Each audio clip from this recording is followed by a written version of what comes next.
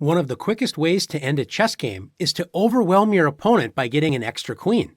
And to get an extra queen, you're going to need to get one of your pawns to the other side of the board. Like this. And in order to do that, you're going to need what is called a passed pawn. A passed pawn is one that has a straight shot to the other side of the board without bumping into another pawn or being able to be captured by another pawn. The pawn has passed all the other pawn obstacles.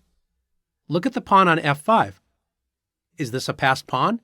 No, it's blocked by the pawn on f6. What about the pawn on b5?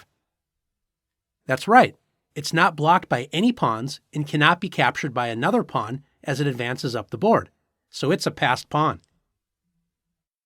One important feature of passed pawns is whether they are connected or not. Let's see what happens when you have a passed pawn that isn't connected. After b6, black can play king to c6, easily capturing that pawn before it gets to queen. In this position, white can save the pawn on b6 with the move c5. White has two connected passed pawns. Black will not be able to capture either of these pawns. Notice if black tries to take the pawn on c5, the other pawn runs up the board and promotes into a queen. Finally, you often can create a passed pawn by trading one of your pawns for one of the opponent's pawns when you have a pawn majority. A pawn majority is when you have more pawns on a certain side of the board than your opponent.